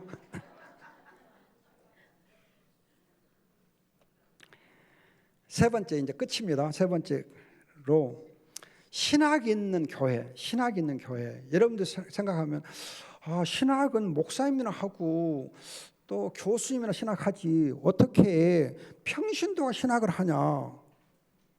평신도는 그냥 성경만 알고 설교만 잘 들으면 되지. 그렇게 생각하기 쉬운데 여러분들 사도행전의 교회들을 보면 다 선교하는 교회인데 그 선교하는 교회는 다 신학이 있는 교회, 신학이 있는 교회예요. 여러분 쉽게 예를 들면 로마 교회를 위해서 사도 바울이 써 보낸 서신이 로마서잖아요. 그럼 로마서는 일반 서신이에요? 아니면 신학 교리가 있는 서신이에요? 신학 교리가 엄청난 신학 교리가 깊이 있는 체계적으로 잘 쓰여진 서신이 로마서잖아요. 그러면 로마 교회 애가 신학을 배웠겠어요, 안 배웠겠어요? 로마서를 알려면 로마서를 읽고 바울이 쓴 로마서를 이해하려면 신학을 공부 안 하면 안 되잖아요. 공부를 하게 돼 있잖아요. 로마 교회가 평신도들이 중직자들이 다 신학을 하게 돼 있어요. 여러분 중직자의 대표적인 사람이 브리스길라 아굴라거든요. 브리스길라 아굴라 다 평시 중직자잖아요. 그 사람들이 그 부부가 아볼로라고 하는 사람을 예수 그리스도라고 하면서 복음을 가르치고 신학을 다 가르쳐줘요. 여러분 빌립, 스데반 그 사람들 뭐요? 집사잖아요. 중직자잖아요. 그러나 그분들이 얼마나 가서 복음을 잘 전하고 신학을 잘 가르치고 했어요. 신학이 있었죠. 고린도 교회에 보낸 서신, 갈라디아서 갈라디아 교회에 보낸 서신, 빌립보서 빌립보 교회에 보낸 서신. 그러면 그 교회들이 바로 이 서신들을 통해 신학을 접하게 되고 신학을 공부하고 신학으로 훈련을 받게 된 거예요. 신학이 없이는 이 서신을 읽을 수가 없어요. 그렇기 때문에 여러분들이 사도행전의 모든 교회들은 신학을 처음부터 했고 신학 훈련을 받은 거예요. 여러분 요즘 우리 유 목사님이 강조하시더만요. 모든 중직자는 신학교로 와라. RB에서 공부하든지 RT에서 공부하든지 공부해라 그러더라고요. 제가 이 RT에서 와서 보니까는 감사한 거가 중직자들 와서 공부를 많이 하더라고요. 5학년들 공부를 많이 하더라고요. 5학년들이 6학년도 있고 하여튼 50대 60대가 많아요. 특히 이 권사님 또 여자 장로님 또 우리 나이도 장로님 여러분 어떤 분은 지금 78세가 되는데 와서 신학 공부하고 있어요. 78세 된 장로님 있어요. 남자 장로님. 또 여자분들 중에 70 몇 세 되신 분들 있어요. 와서 공부해요. 7학년도 안 늦었어요. 와서 공부하세요. 여러분 정말 신학이 없이는 교회가 튼튼하게 못하고 선교할 수 있는 능력도 없어요. 왜냐하면 여러분 신학이라고 하는 것은 신앙을 세워주고 그리고 이제 교회가 튼튼하게 해주는데 역할하는 것이 바로 신학이에요. 그래서 여러분 제가 쓴 책들은요 관주가 없어요. 각주가 없어요. 각주가 없어요. 왜 각주가 없냐? 모든 성도만 다 읽을수록 각주가 없어요. 일부 각주를 안 넣어요. 왜? 누구나 읽을 수 있게. 그래서 여러분 제 책을 읽어보시면 이 신학책 참 쉽네 그래요. 다 쉽다 그래요. 그냥 한 번 읽으면 그냥 너무 좋은데 이것도 좋은데 왜? 각주가 없으니까 그냥 부담이 없거든요. 제 책 각주가 다 없어요. 일부러 각주를 안 넣어요. 왜? 누구나 다 읽고 신학을 접할 수 있도록. 그래서 제가 아까도 얘기했지만 제가 쓴 신학 교과서는 일반적으로 2년 안에 어떤 데 1년 안에 다 재판이 돼요. 그만큼 독자들이 책이 넓어요. 신학교 교실 안에서만 그걸 읽히게 되면 1년에 몇십 권도 안 팔려요. 그러나 2년 동안에 한 판이 다 팔려요. 제가 한 판 찍으면 1000권 이상 찍는데 1000권이 다 금방 팔려요. 제 책은 다 팔렸어요. 지금까지. 2세 3세. 아까 얘기했잖아요. 이 책은 2000년에 나왔는데 지금까지 7, 8년 되는 동안에 8쇄에 나왔으니까 거의 엄청 팔린 2년마다 하나씩 나온 거거든요. 한 번씩 나온 거거든요. 왜? 쉽게 써놓으니까. 누구나 신학을 할 수 있게 해놓은 거니까. 여러분들이 정말 이 교회가 튼튼하게 세워지려면은 중직자들이 신학을 공부하고 신학을 알아야 되고 신학 특강도 해줘야 돼요. 그래서 이제 일반적으로 여러분들이 이제 장로교의 전통을 보면은 수요일 저녁에는 반 신학 강의를 하게 돼 있어요. 교리 강의를 전통적으로. 그래서 일부 예배, 주일 낮 예배에는 제목 설교를 하고 주일 오후 예배는 성경 본문 강해 설교를 하고 그리고 수요일 밤에는 3일 밤에는 교리 설교를 하고 그렇게 전통을 하게 돼 있어요. 그것이 전통이에요. 왜? 신학이 있어 교회가 되거든요. 여러분 제가 한 가지 좋은 예를 말씀드릴게요.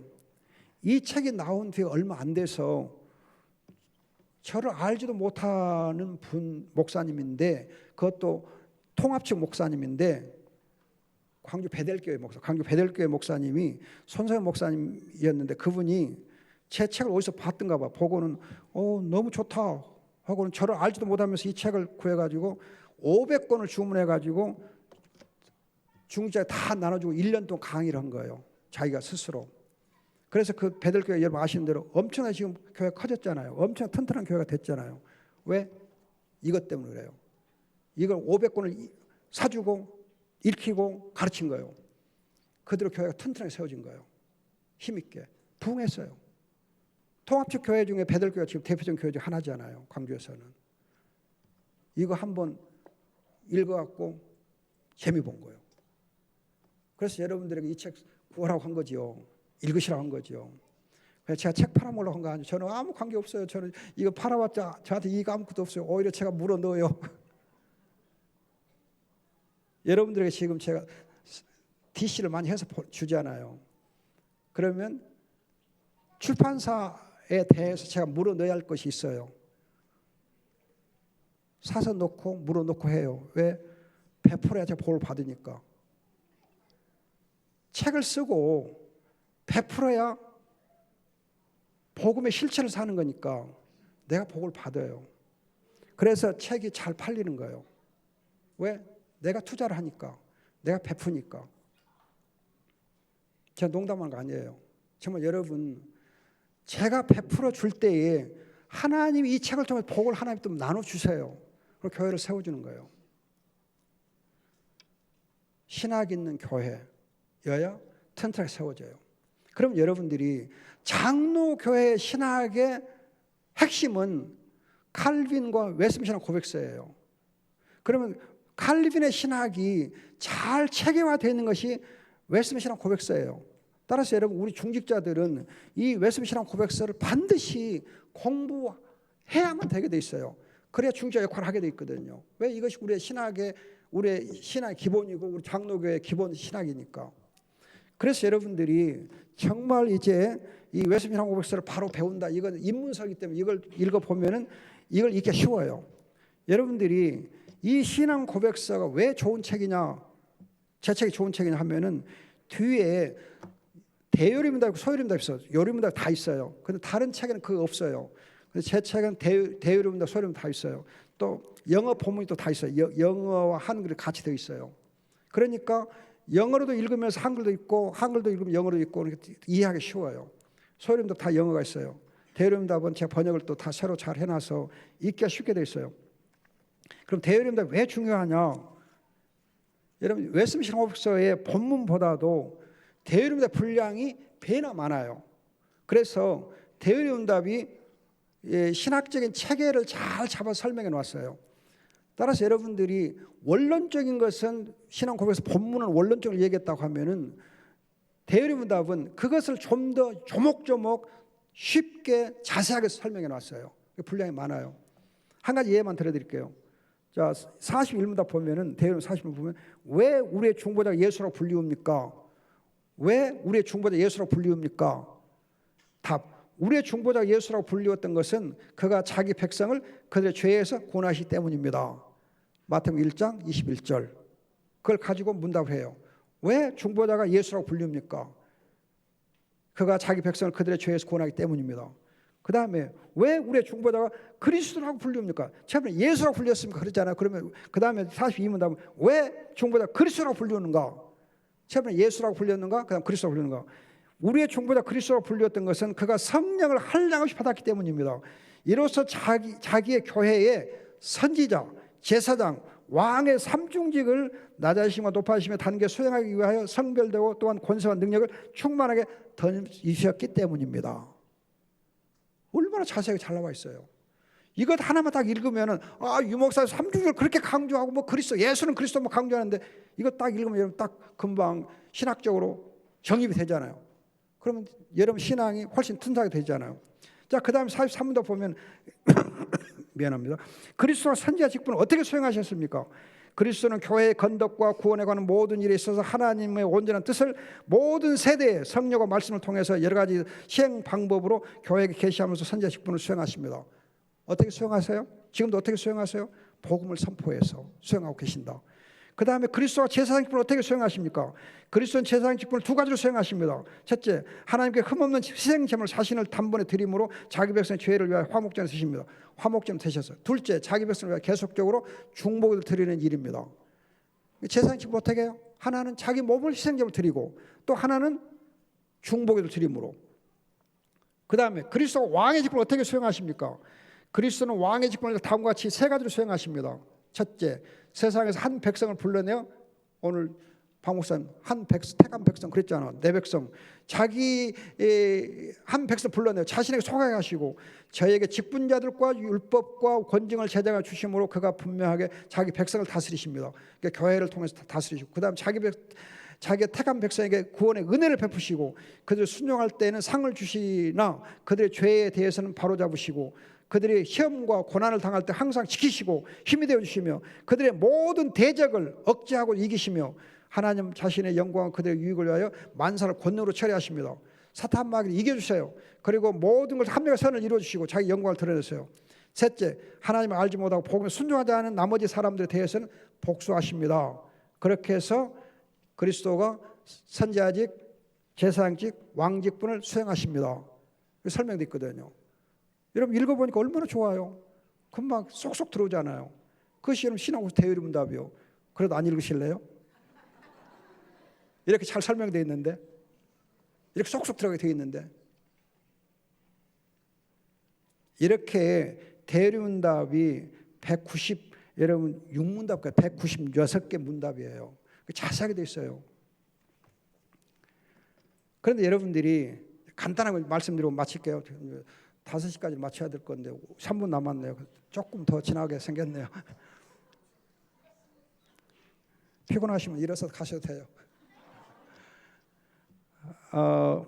칼빈의 신학에서 가장 중요한 것은요, 딱 두 단어를 기억해서 칼빈의 신학 두 단어를 기억하셔야 돼요. 하나는 아버지 사랑이고 하나는 경건이라는 단어. 아버지 사랑과 경건, 즉 하나님 아버지의 사랑을 알고 그 사랑을 통해서 하나님께 영광과 감사를 돌려드리는 것이 바로 칼빈 신학의 핵심이에요.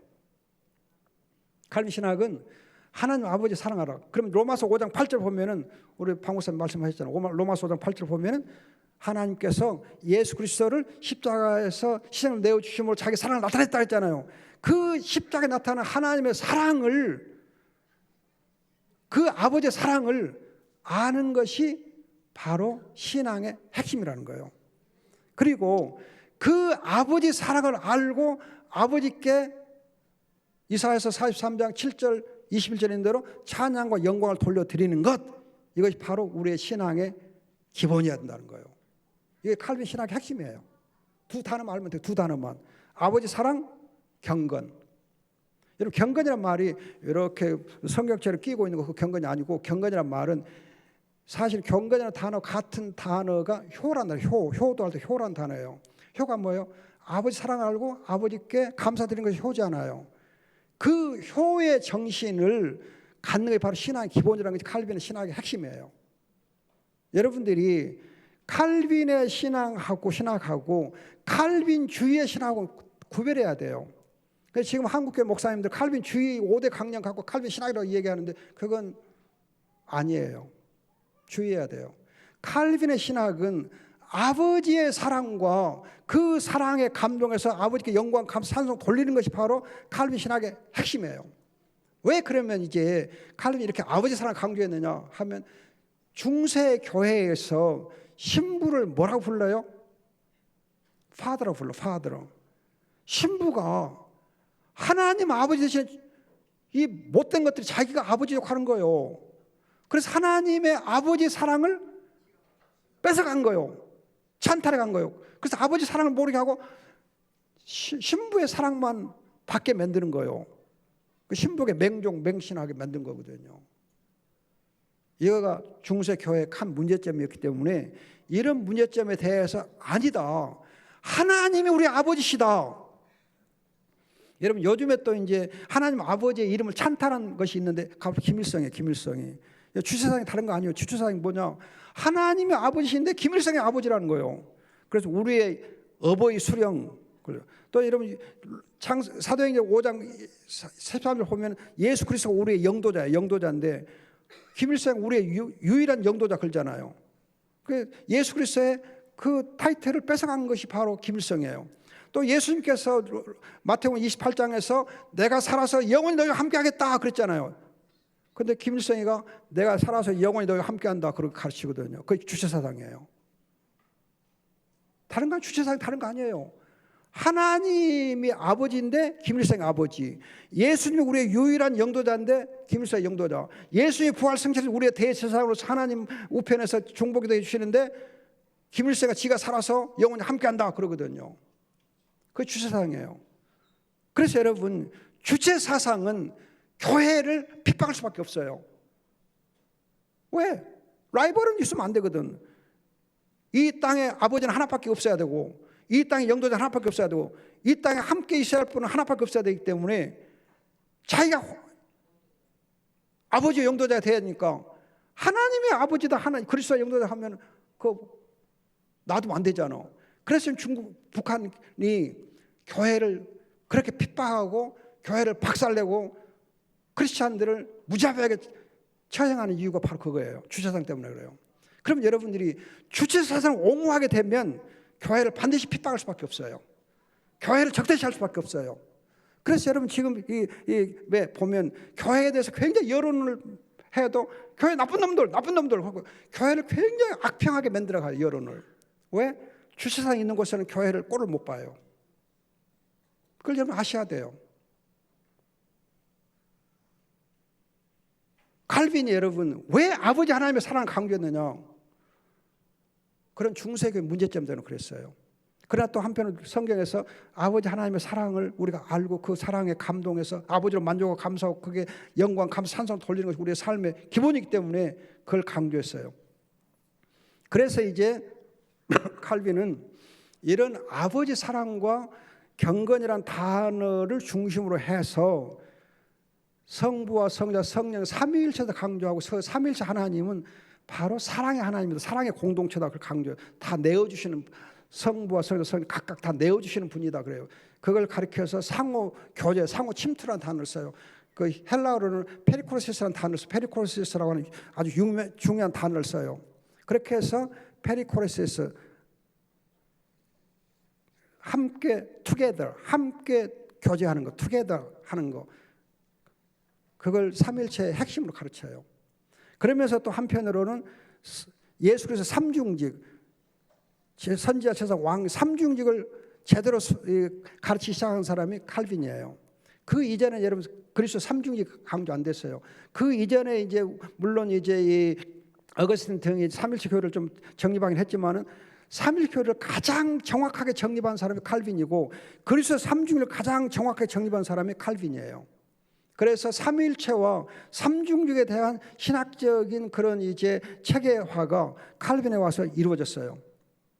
그렇게 해서 이제 이 삼위일체 교리하고 그리스도의 삼중직이 딱 정립이 되니까 하나님 아버지께서 우리를 부르셨고 우리를 택하셨고 그리스도께서 우리를 희생제물이 되시고 우리를 중보자가 되시고 성령께서 우리와 우리의 영과 더불어 하나님의 자녀를 증거한다면은 우리의 구원은 확실하다.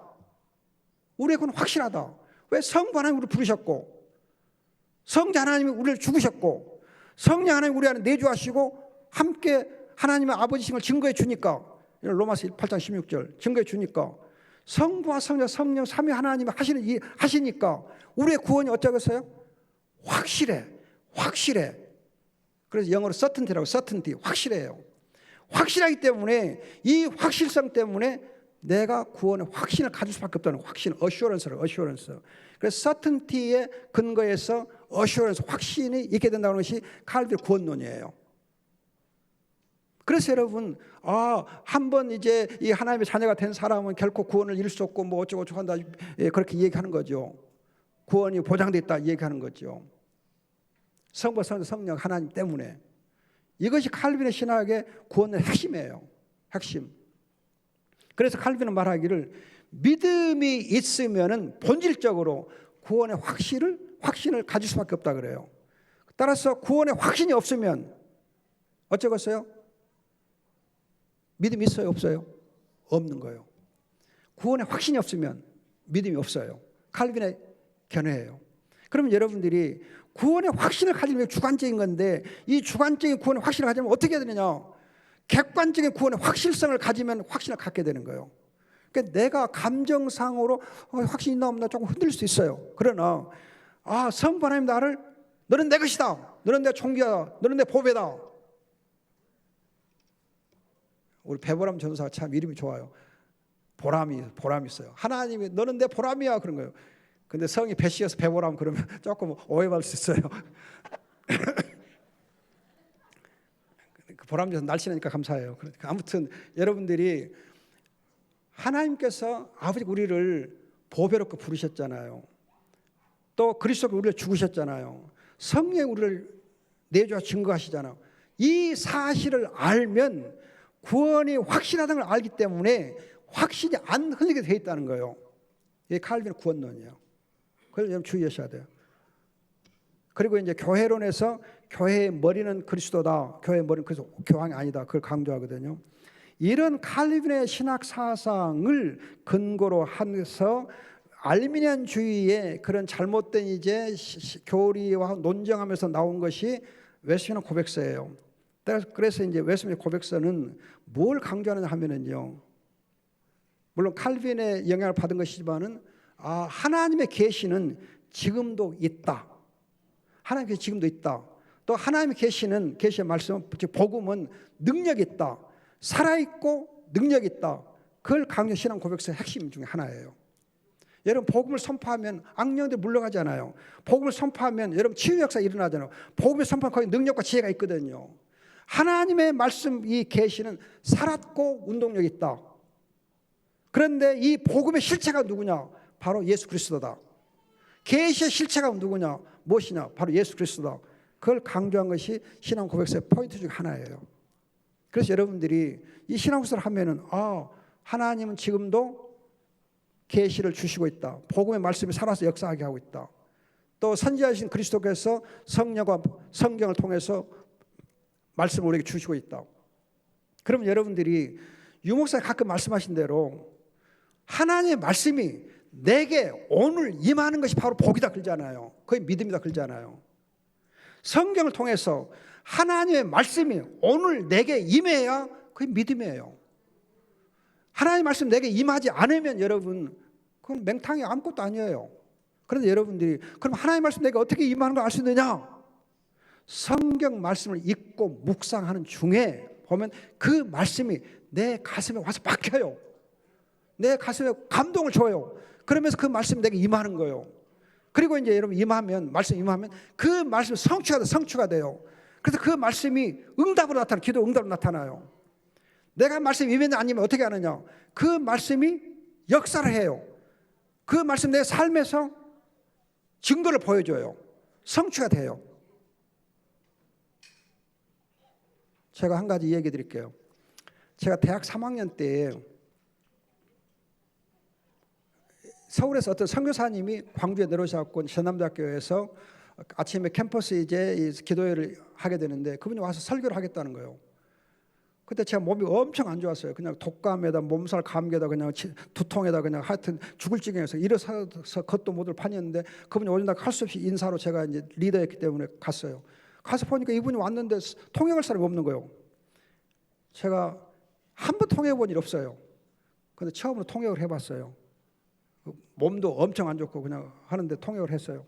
그런데 이분이 누가복음 3장에 있는 말씀 가지고 이제 설교를 15분 동안 했는데 어떤 내용이냐 하면 3장 여러분들이 누가복음 3장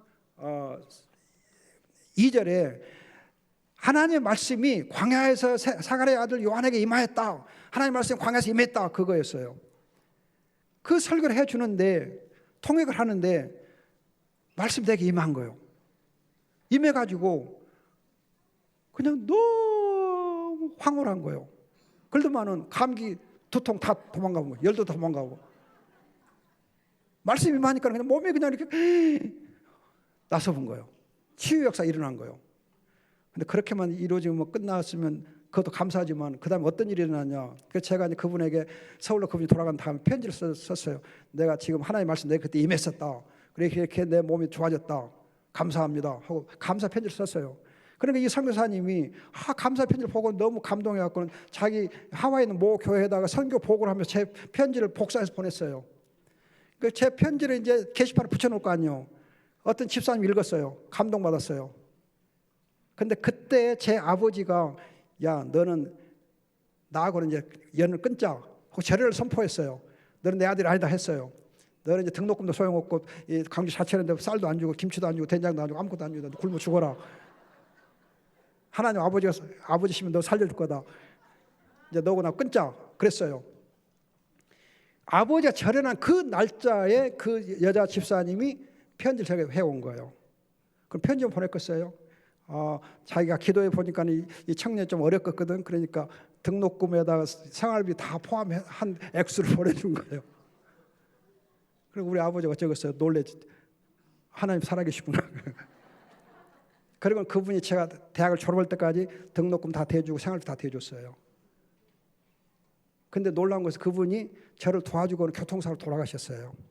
하나님이 저 한 사람 키워주기 위해서 한 거예요. 그럼 보세요. 하나님 말씀 임하니까 제가 몸이 나았어요. 하나님 말씀 임하니까 내 앞길이 열린 거예요. 하나님 살아계신 것을 우리 불신자 아버지가 보여준 거예요. 전도가 되어준 거예요. 증거가 나타난 거예요. 말씀은 그렇게 임하면은 역사가 나타나요.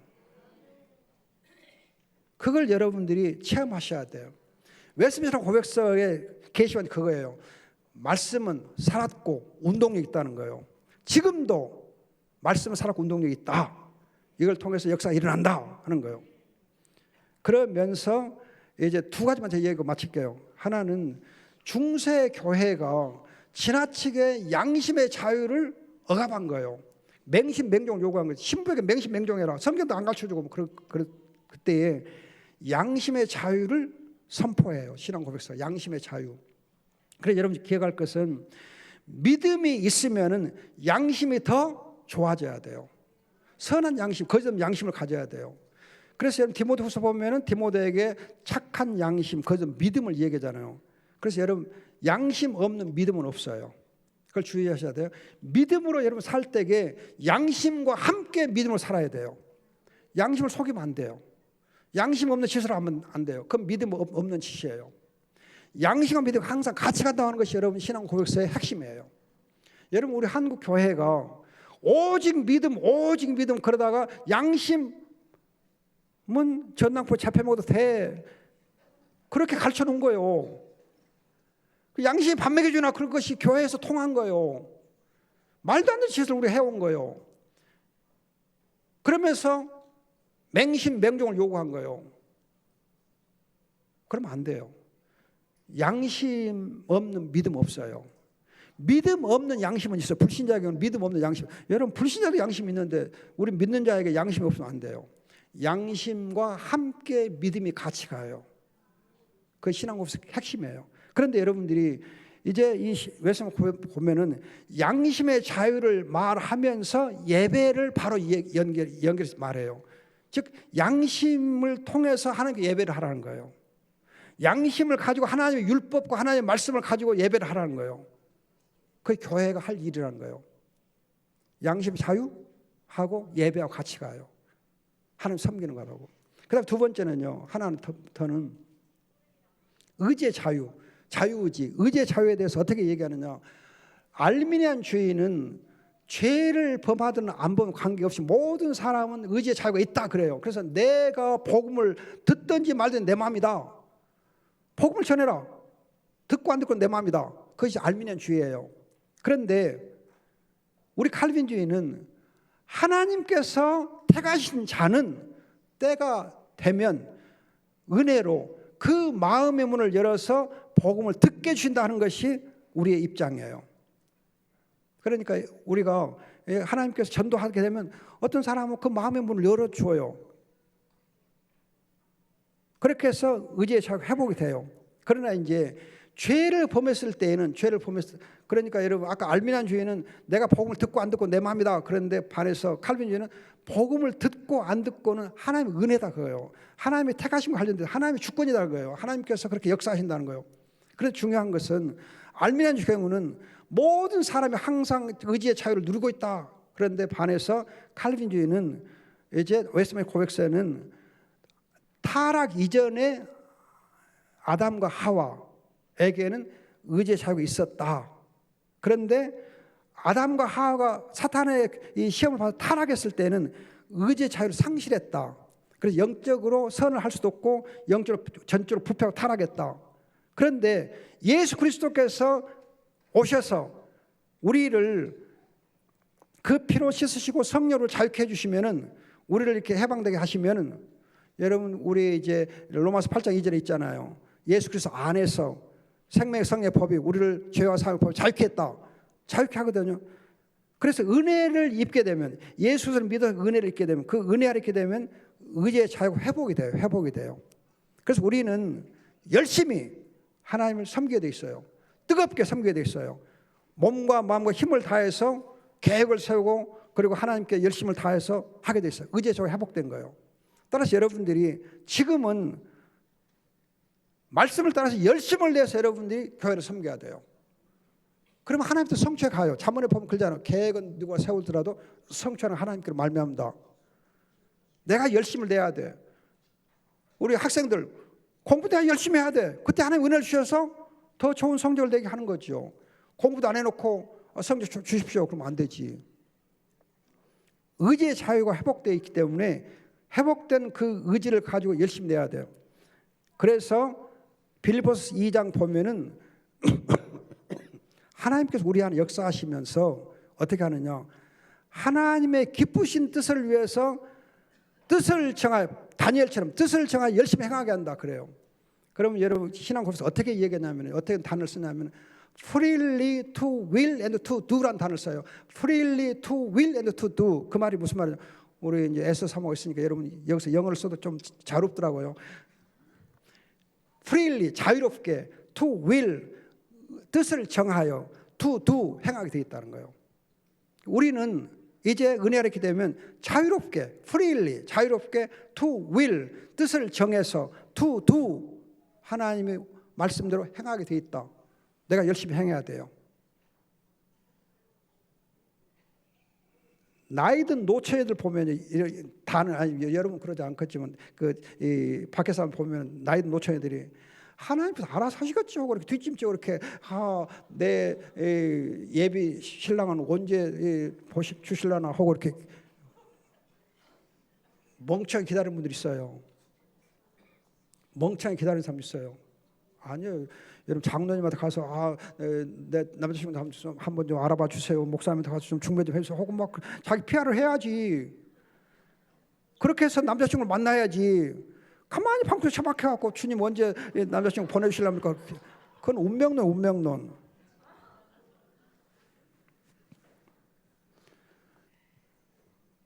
부부간에 이렇게 잠자리도 안 하면서 딸 주시오 아들 주시오 기도하면 그거 되겠어요? 말도 안 되지.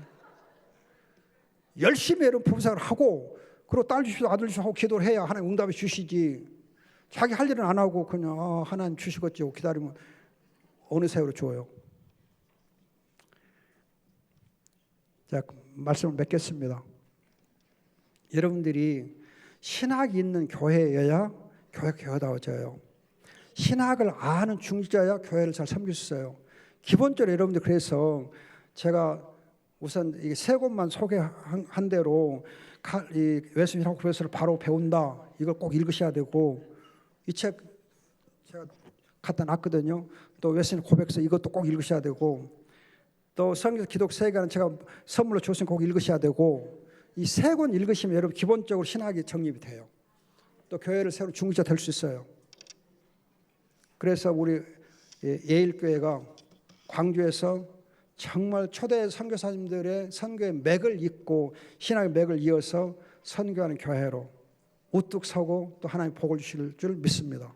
축복합니다. 기도하겠습니다. 좋으신 아버지 감사하며 주님께서 귀한 시간 주셔서 아버지 하나님 교회를 세우는 중직자들에 대해서 말씀 나누는 것이 감사합니다. 주님 영광 받으시고 우리 예일교회 아버지 광주에서 정말 하나님의 은혜를 누리고 하나님의 뜻을 행할 수 있는 귀한 복된 교회 되게 하옵소서. 주님 감사합니다. 특별히 중직자로 피택된 자들이 함께 하시고 주님 잘 준비돼서 잘 세움받게 주시옵소서. 주님 신학이 있고 선교의 비전 있는 중직자들 되게 주시옵소서. 또 교회를 알고 섬겨 주시옵소서. 영적 정욕에 빠지지 않게 하시오. 하나님으로 감사함 만족하는 자들 되게 하옵소서. 우리 박 목사님 사랑하시고 감사합니다. 박유성 목사 사랑하시고 감사합니다. 주님 우리 모든 장로님들과 권사님들이 이 교회를 통해서 영광 하나님께 돌리게 주옵소서. 감사하고 믿사오며 귀하신 예수님의 이름으로 기도합니다. 아멘.